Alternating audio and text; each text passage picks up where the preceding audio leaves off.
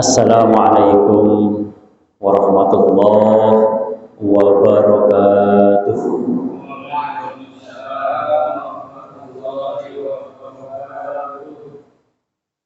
Alhamdulillah alladzi lam yattakhidh walada wa lam yakul lahu syarikun fil mulki wa lam yakul lahu waliyyun minaz zulli wa kabbirhu takbira.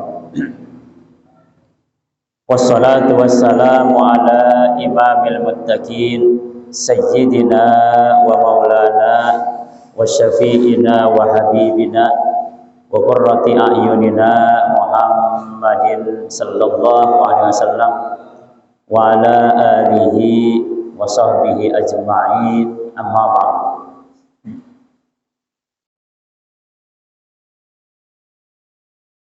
Alhamdulillah, puji serta syukur kita panjatkan hanya kepada Allah.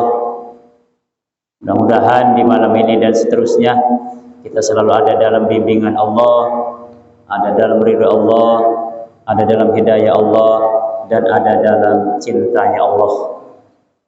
Salawat dan salam kita khususkan ke pangkuan baginda beliau Rasulullah sallallahu alaihi wasallam.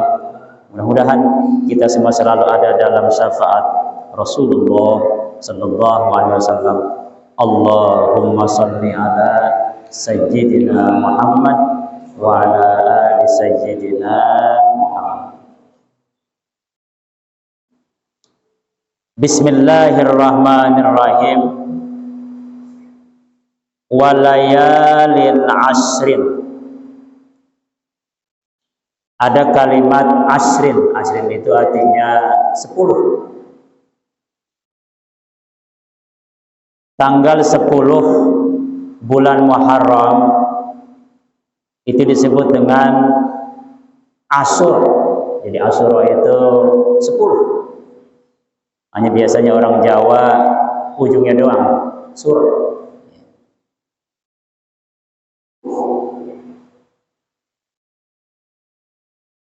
Insya Allah berdasarkan tanggal itu hari Senin. Cuman memang ada hal yang perlu kita kritik di berbagai macam media. Itu kalau tanggal Asyura itu kan identik dengan mistik, apalagi malam Asyura. Itu ada film-filmnya. Jadi kesannya itu apa ya? Malam yang penuh dengan berkah, malam yang penuh dengan kemuliaan, malam yang penuh dengan sejarah. Tapi kok dibuatnya malam penuh dengan horor. Seolah-olah malam Syura itu malam yang menakutkan, angker dan menyeramkan. Ini kan kurang ajar ini. Ada lagi filmnya lagi. Ini perlu kita kritik secara tajam. Itu betul-betul penghinaan terhadap kita. Yang kedua, malam Jumat.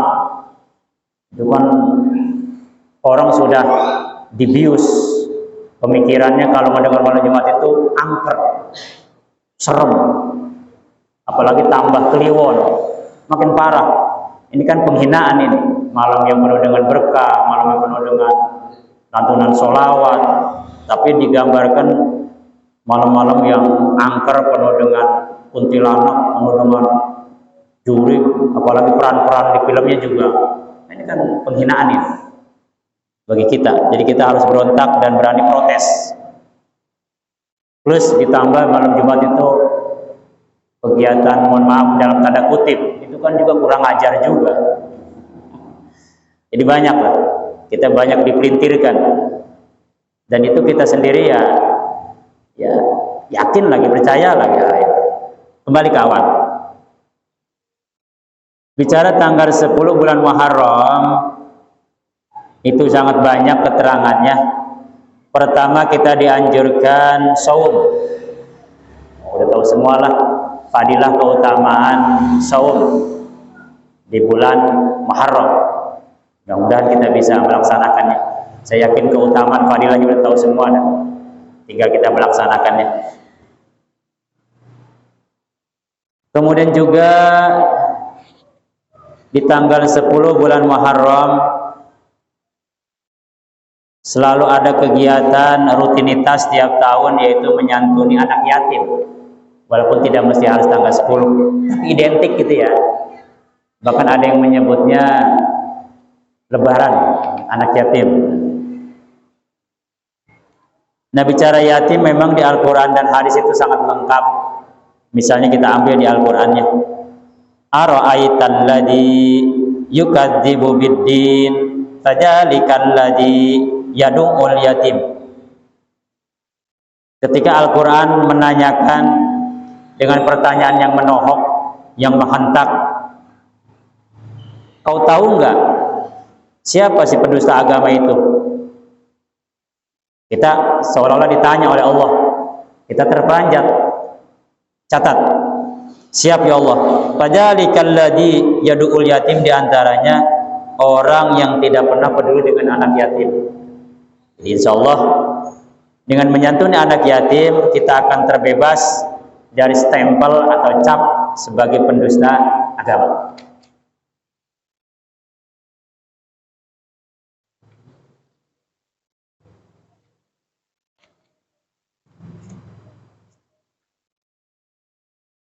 Alam yajidka, engkau ya Rasulullah, tidaklah engkau ya Rasulullah itu ditemukan ketika lahir yatiman.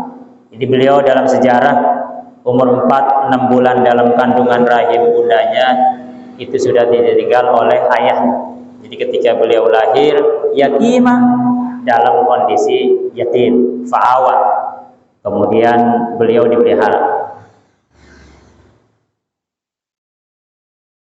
Jadi kalau kita lihat sejarah, banyak ulama-ulama besar itu seperti Imam Bukhari, Imam Syafi'i, banyak itu yatim. Jadi banyak mengalami jadi yatim. Fa'ammal yatima fala taqhar. Salah satu etika terhadap anak yatim itu fala taqhar, jangan berlaku kasar, baik secara fisik maupun secara verbal. Jadi kita harus sopan, harus menggunakan bahasa-bahasa yang lembut kepada anak-anak yatim.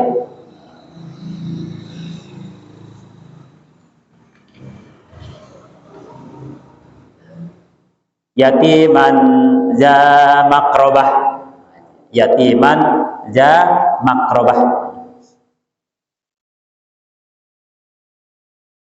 Jadi ketika ada seseorang ditinggal oleh ayahnya, otomatis kita ini sebagai pengganti bapaknya. Oh, maksudnya Ustadz bagaimana? Bukan tanda kutip. Pengganti bapaknya itu dalam tanggung jawab membiayai kehidupan sehari-harinya, kalau perlu menyekolahkan, santren sebagainya. Ya syukur-syukur sih. Ya dalam tanda kutip. Ya gimana ya, bapak-bapak paham dah. Jadi pengganti bapaknya itu gak usah izinnya kan susah. Oh, dari Kapolda, susah itu. Kalau memang diizinin kenapa tidak, misalnya. Maaf.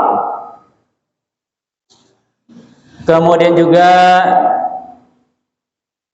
fa'ammal insanu idza mabtalahu rabbuhu, saat manusia mendapatkan fa'akramahu wa na'amahu, diuji oleh Allah dengan dagang sukses, ya, kemudian juga usahanya lancar, badannya sehat, jabatannya ya naik, pokoknya dalam hidupnya ya sukses dah. Dia dengan senyum, dengan bangganya, fayaqulu rabbi akramani, Allah cinta sayang sama aku sehingga aku daganganku lancar, usahaku sukses dan sebagainya. Tapi sebaliknya, wa amma idza mabtalahu faqadara alaihi rizqah, ketika usahanya bangkrut atau mungkin usahanya enggak lancar, kesehatannya banyak terganggu, masalahnya makin banyak, ekonominya makin terhimpit, fayaqulu rabbi ahanani, dia sedikit memprotes, ya Allah, engkau ini tega banget sama aku. Ahanin. Jadi ahanani itu maksudnya aku ini gak dipedulikan. Allah jawab, kalla balla tukrimunal yatim. Jawabannya, karena kau tidak pernah memuliakan anak yatim. Ketika kau tahu ada anak yatim di sebelahmu, ada 4-3 orang, lalu kau belanja ke pasar membawa anakmu, membeli sepatu buat sekolah, kau hanya untuk membeli sepatu buat anakmu, sementara anak yatim ada 4, ada 3, kau tidak pernah belikan sepatu. Itu yang membuat kamu seperti itu. Tuh. Jadi kalimat memuliakan anak yatim itu ya memperhatikan kehidupan sehari-hari. Jangan cuma tanggal 10 doang mereka datang diusap, udah bawa bingkisan pulang, nggak sekedar itu mah hanya simbolik aja. Mereka kan tiap hari sama dengan anak kita, butuh sepatu, butuh baju, butuh tas, butuh sepeda, ya, butuh makan, butuh minum dan sebagainya. Jadi saya sering ke panitia anak yatim, ayo coba berkesinambungan. Jadi jangan hanya momen Muharram rame di mana-mana dan itu bagus, tapi coba momen Maulid, Rajab, mau sampai terus 1 tahun. Kalau perlu ada tiap bulan santunan anak yatim, perhatikan semuanya. Alhamdulillah banyak yang sudah melakukan itu, banyak. Nah, masih bicara anak yatim, dulu dalam sejarah ada seorang nabi namanya Nabi Allah Khidir. Ketika diikuti oleh Nabi Allah Musa alaihi salam ke berbagai macam tempat, ini kalau diceritain lama. Singkatnya, fantolako hatta ija ataya ahla qaryati istata'ama ahlaha, sampai di sebuah qaryah, di sebuah kampung, karena perjalanan jauh itu ya meminta makan, minta minum, memang persediaan sudah habis. Pak Abau itu menolak. Jadi semua penduduk itu nggak ada yang mau peduli dengan Nabi Allah Khidir dan Nabi Allah Musa. Ayudhayifuhuma, sehingga sangat lemah, sangat memerlukan makanan dan minum. Fawajada fiha, kemudian beliau menemukan jidar itu tembok. Yuridu ayyang qadda faqamah, tembok itu miring, hampir udah merubuh. Kemudian oleh Nabi Allah Khidir itu dibetulkan. Ya, dibetulkan sehingga menjadi tegak kembali. Kata Nabi Musa, "Lau syi'ta lattakhasta alai ajra." Wahai guru, kita kan udah membetulkan tembok tadi itu yang miring. Bagaimana kalau kita minta upah? Kan kita bulan makan nih, bulan minum. Ya nggak apa-apa kan? Nah, kata Nabi Allah Khidir, "Wa ammal jidaru," wahai Nabi Allah Musa, ini tembok, fakana li gulamaini yatimaini fil Madinah, yang punyanya ini adalah 2 anak yatim di kota ini. Oh iya. Wa kana tahtahu kanzul lahum, itu di bawahnya itu ada simpanan yang disimpan buat mereka. Wa kana abuhuma sholiha, bapaknya si kedua anak yatim ini orang soleh ini.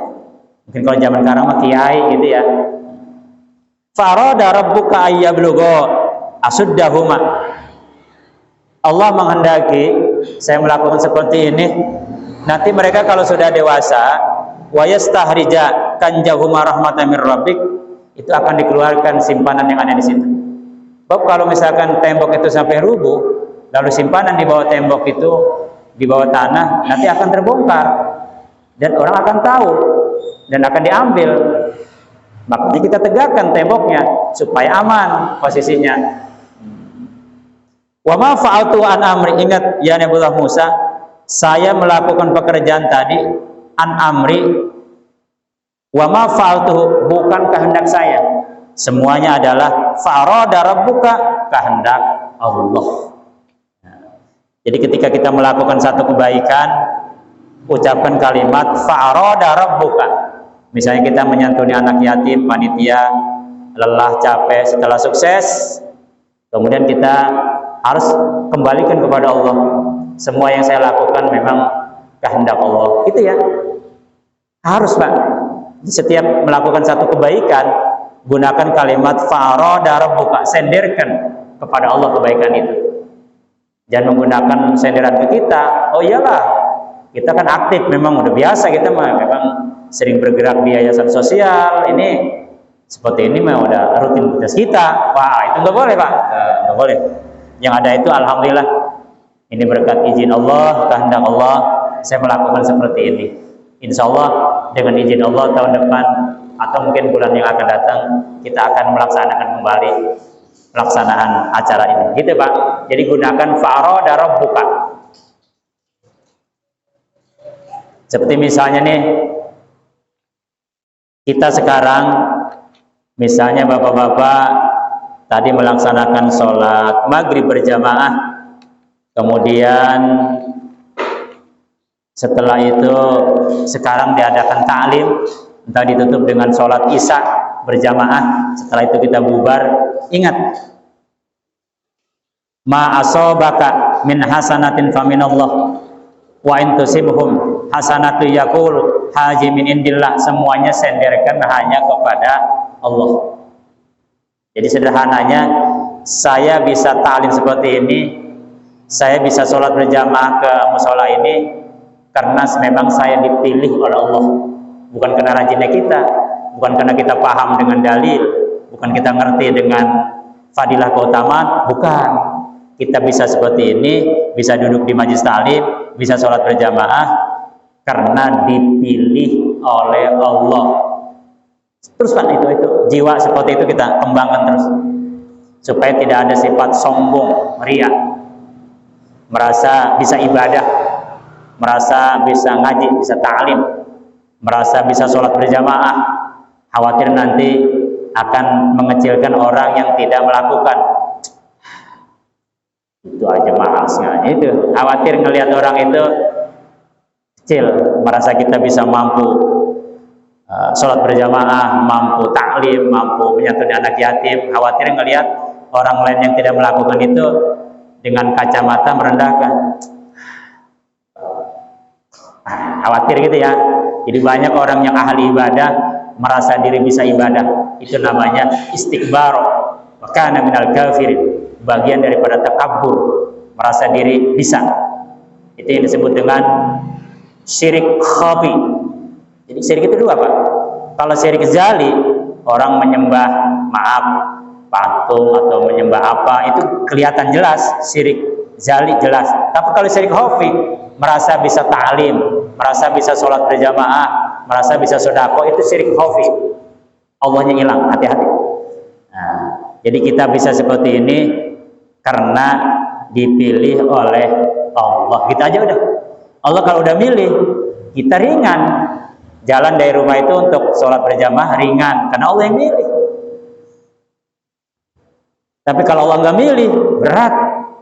Untuk melangkahkan kaki bersolat berjamaah itu berat Pak. Makanya Bapak kalau mau ke musola ini sholat berjamaah, itu jalannya harus seperti tentara Rusia yang menggempur Ukraina, semangat.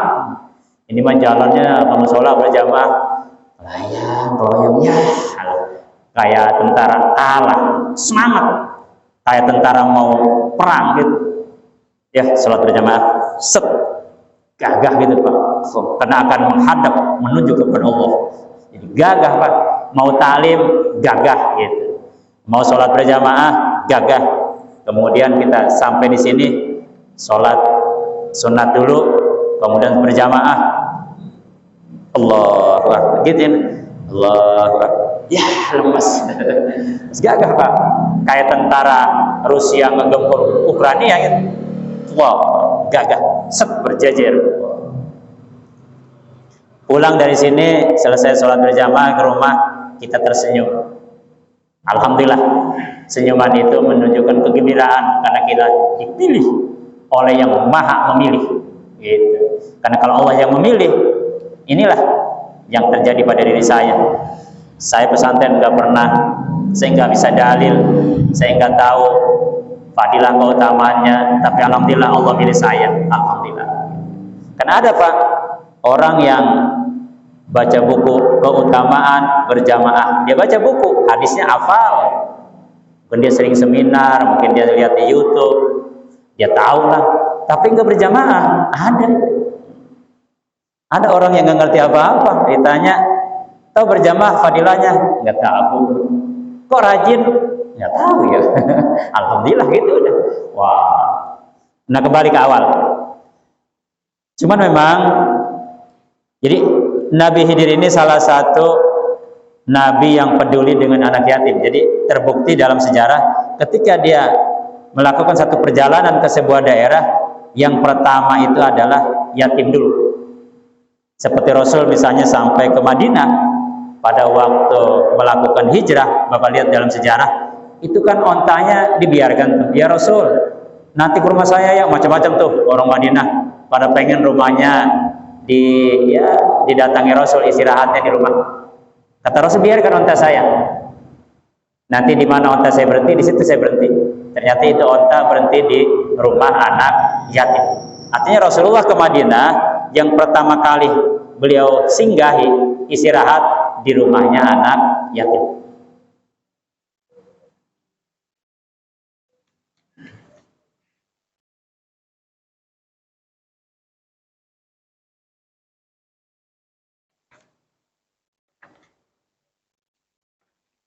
Wa yas'alunaka 'anil yatama. Mereka menanyakan mengenai masalah yatim. Qul islahul lahum khair. Wah, itu sesuatu yang islah, khair, bagus, luar biasa. Wa in tukhalituhum fa ihwanukum wallahu ya'lamul mufsida minal muslih. Jadi anak yatim itu di Al-Qur'an, yas'alunaka madza yunfikun. Ketika mereka menanyakan masalah infak, seperti apa sih infak itu? Di antaranya, kul ma anfaqtum min khairin infaqan hartamu falil walidaini wal aqrabina wal yatama. Di antaranya ke anak yatim.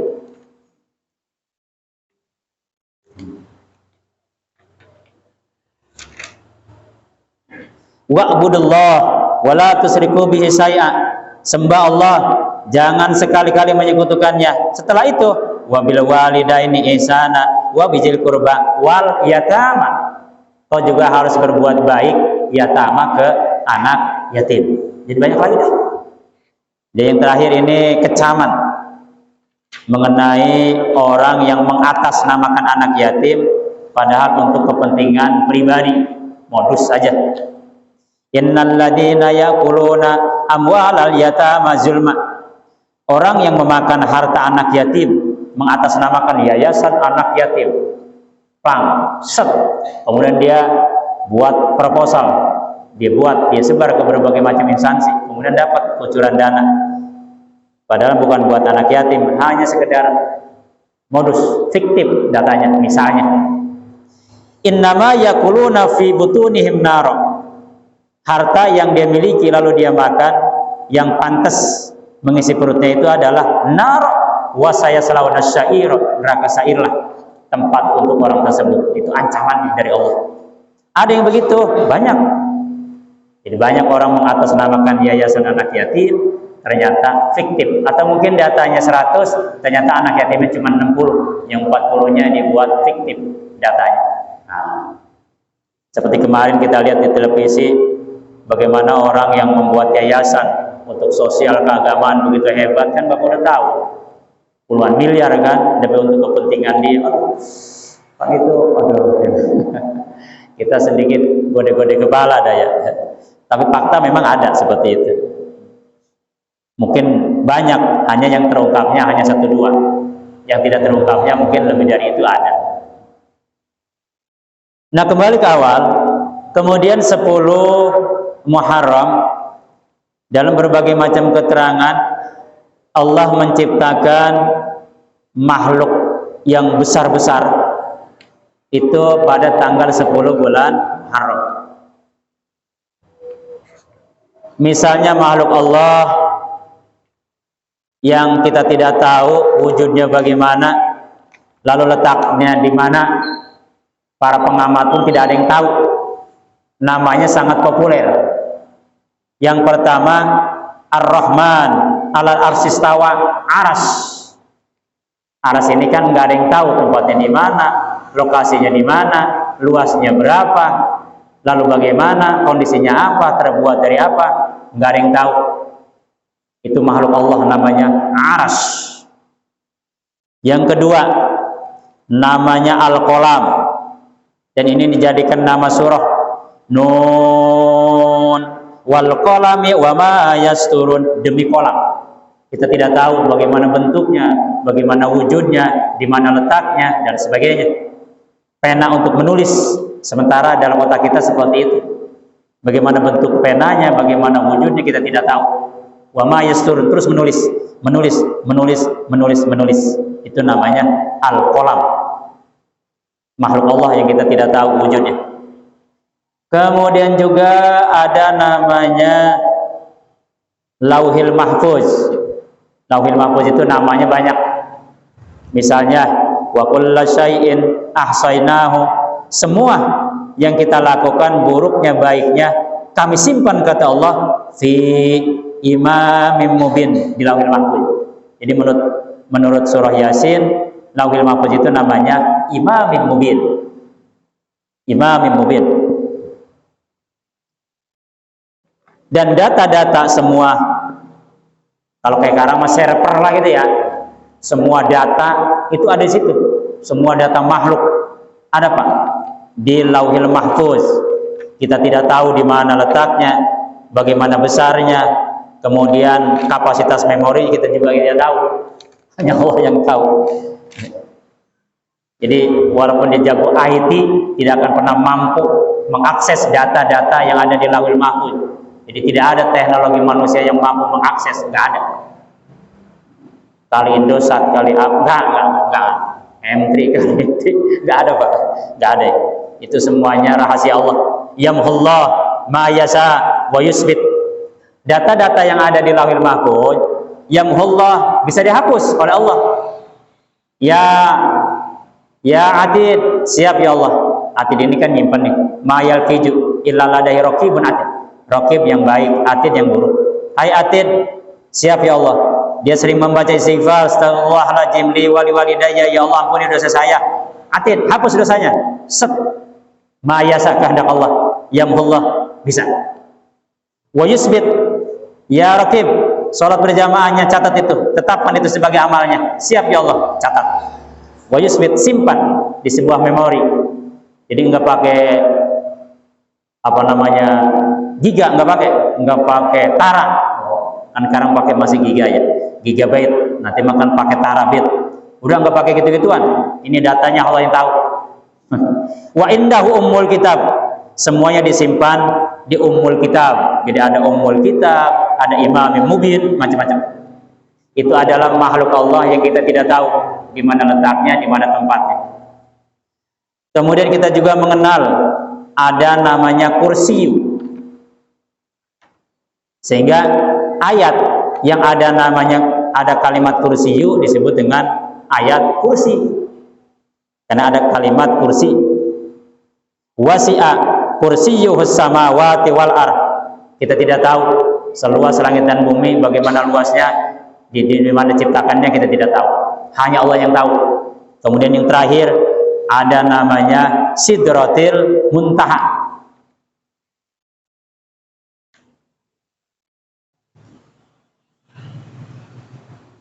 Inda Sidratil Muntaha indaha jannatul ma'wa. Sidratil Muntaha itu satu alam yang dulu waktu Mi'raj Rasulullah masuk di situ dan dapat perintah sholat. Jadi tidak ada satu makhluk pun yang bisa, yang mampu dan bisa bertahan di wilayah Sidratil Muntaha. Selevel Jibril pun yang mempunyai pangkat Allamahu Syadidul Quwa Dzu mirratin fastawa wa huwa bil ufuqil a'la summa dana fatadalla, punya gelar yang sangat hebat, kekuatannya syadid yang sangat luar biasa. Ketika ditanya, ya Jibril, kenapa Anda tidak masuk Sidratil Muntaha? Ya Rasulullah, 1 detik aja saya meluncur ke wilayah tersebut, hancur terbakar badan saya. Jadi yang tidak terbakar hanyalah badan Rasul. Sidratil Muntaha.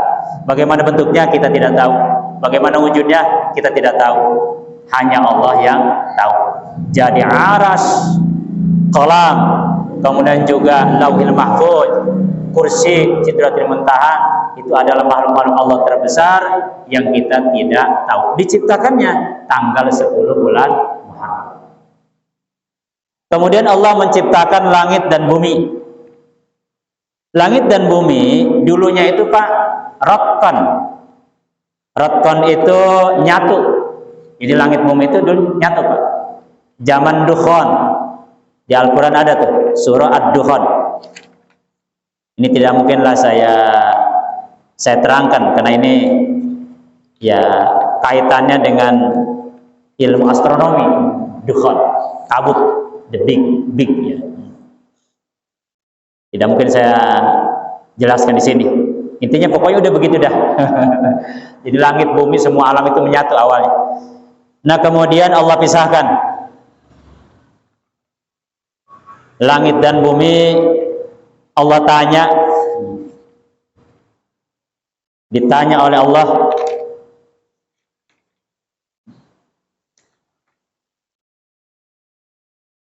summastawa ilas sama wahya dukhan. Faqala laha, Allah tanya kepada itu langit, walil ardi, tanya kepada itu bumi, i'tiya, hai langit dan bumi, datang kepadaku, tau'an aw karaha, taat atau tidak mau.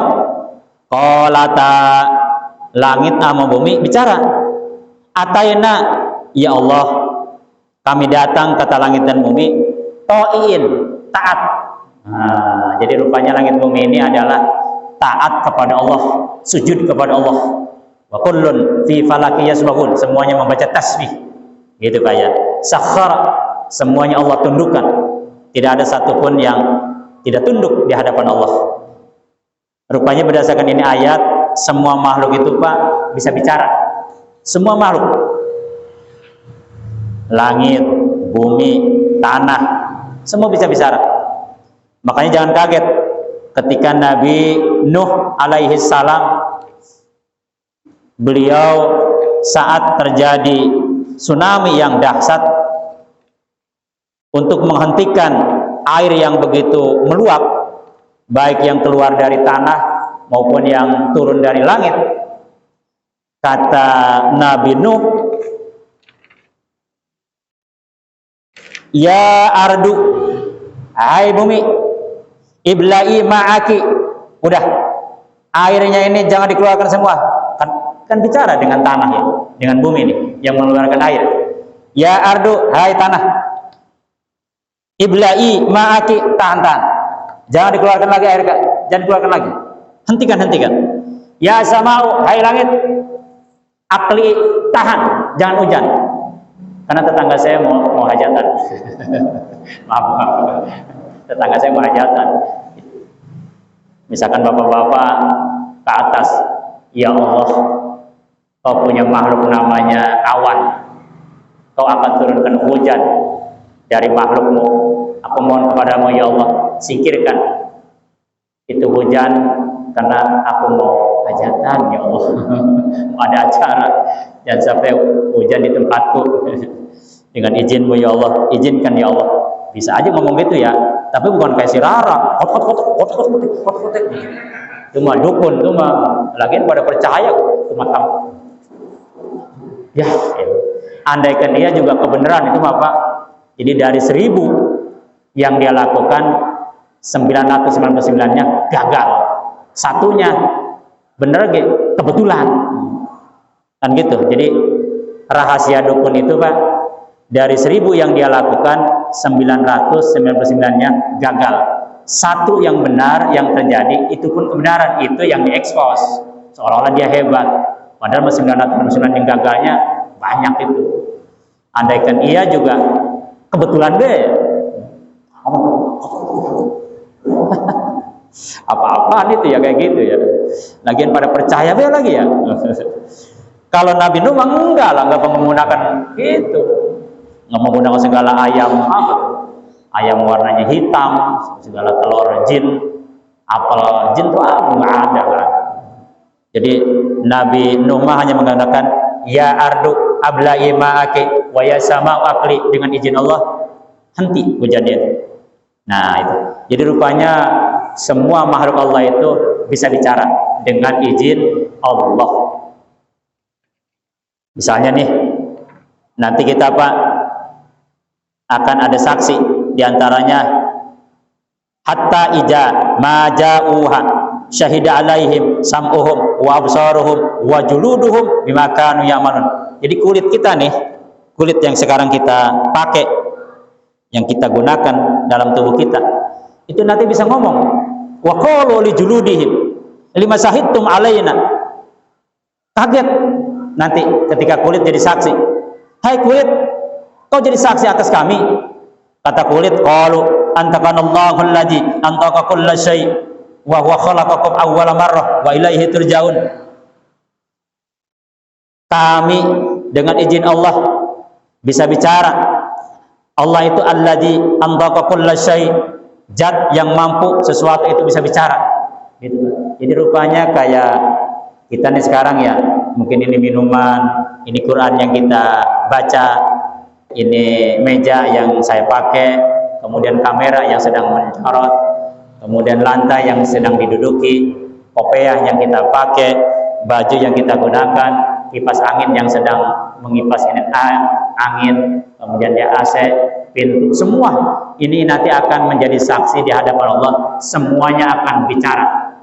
Tembok akan bicara, cermin akan bicara, kaca, AC, kipas angin akan bicara, kamera akan bicara, semuanya akan bicara dengan izin Allah.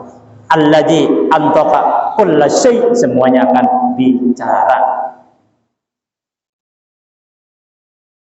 Sementara mulut kita yang kita bangga-banggakan nanti di hadapan Allah itu al-yauma nakhtimu ala afwahihim, nggak bisa bicara, dikunci.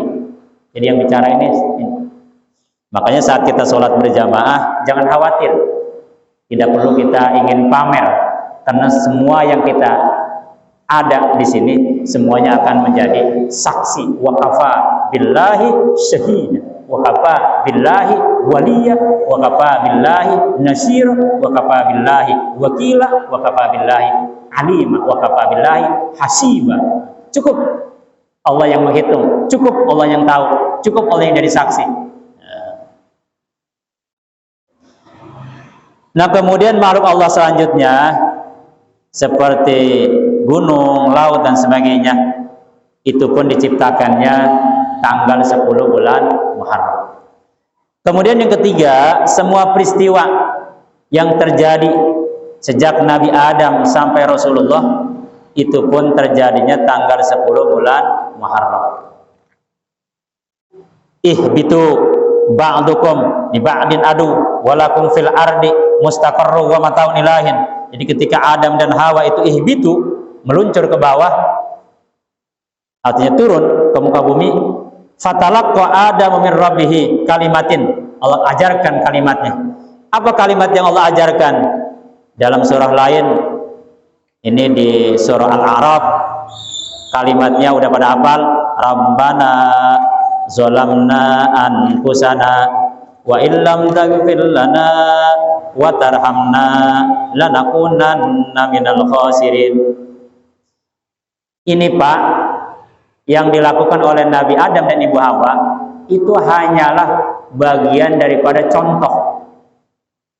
Bapak jangan pernah berpikir Nabi Adam dan Ibu Hawa itu berbuat dosa salah. Itu suul adab, nggak boleh. Nabi Adam dan Ibu Hawa melakukan seperti itu udah disetting oleh Sang Maha Sutradara, oleh Allah. Jadi seolah Nabi Adam Ibu Hawa itu sebagai aktor dan aktris yang memerankan settingan Allah itu. Jadi udah diprogram Pak. Nih skenario nih, jalan ceritanya begini. Nabi Adam tinggal melakukan. Bukan Nabi Adam punya dosa, hati-hati. Apalagi berbuat salah. Tuh Nabi Adam aja digoda iblis. Ini nggak paham nih. Ini orang ini nggak ngerti. Hati-hati ini. Kalau bicara dengan para Nabi dan Rasul, hati-hati. Misalnya Rasul pada waktu perang Uhud kalah, hati-hati. Itu namanya kurang ajar itu. Nggak boleh Pak. Nggak boleh. Itu semuanya settingan Allah. Misalnya nih, Rasul pada waktu sholat pas 2 rakaat ditanya, mohon maaf ya Rasulullah, tadi sholat qashar ya? Rasul tanya, emang betul tadi saya 2 rakaat? Betul ya Rasulullah. Nah, Rasul kan diri lagi, sholat lagi 2 rakaat, kemudian sujud sahwi. Kan gitu dalam kitab fikih, dalam bab sujud sahwi. Itu bukan berarti Rasul pelupa, hati-hati, hati-hati, Pak. Itu settingan Allah supaya nanti kalau ada masalah teh, oh ada contohnya tuh. Bisa jadi imam baru 2 rakaat udah salam. Ada contohnya. Mohon maaf, itu langsung salam. Nah, langsung diri lagi. Nanti dilakukannya dengan sujud sahwi. Jadi contoh aja, Pak. Bapak jangan menggunakan Rasul lupa, jangan menggunakan perang Uhud kalah. Waduh, itu usul adab. Jangan Nabi Adam Ibu Hawa berbuat dosa, hati-hati. Oh, Nabi Adam Ibu Hawa berbuat dosa, diterima taubatnya, hati-hati, bukan begitu. Itu semuanya memang sudah settingan Sang Maha Sutradara untuk memberi contoh nih kalau kita dosa, banyak berbuat salah, baca doa ini ya. Ke kita tujuannya mah Rabbana jalan gitu. Nabi Adam mah hanya memerankan aja, gitu Pak. Seolah-olah yang Nabi Adam perankan itu nyindir kita. Gitu. Maksudnya nih kalau ada iblis ngegoda, hati-hati ya. Nanti dampaknya itu seperti ini, gitu. Kayak bapak-bapak lihat film apa gitu, misalkan film pendidikan itu kan ngasih contoh si yang jahat-jahatnya itu. Ini bukan hanya memerankan, dia orangnya mah baik. Karena kata sutradara skenario-nya begini. Anda jadi orang jahat, siap, acting dia, bukan jahatnya. Kan orang nanti terkecoh ketika dia di luar film, dia jahat banget nih. Lah itu mah cuma lagi acting, gitu. Maksudnya jangan begitu loh, kasih contohnya. Nah gitu. Kayak ini kayak apa namanya, motor disimpan, motor jelek disimpan, jangan sampai begini nanti dan sebagainya. Nah yang terakhir. Tanggal 10 bulan Muharram ini kalau saya ceritain mungkin terlalu banyak ya, tidak mungkin waktunya. Yang terakhir peristiwa terjadinya hari kiamat, bocorannya itu terjadinya tanggal 10 bulan Muharram. Hanya dalam hadis lain harinya hari Jumat. Besok hari Senin ya? Lama. Lama ya. Ustaz, itu kan hanya Allah yang tahu, betul. Itu kan hal yang gaib, iya. Kok dikasih tahu? Ya iya. Yang ngasih tahunya yang maha gaib. Yas'alukan nasu an sa'ah. Qul innama ilmuha indallah wa ma yudrika la'alla sa'ata takunu qariba. Ya jelas, Allah yang ngasih tahu. Demikian sedikit mengenai 10 Muharram. Wallahu a'lam bissawab.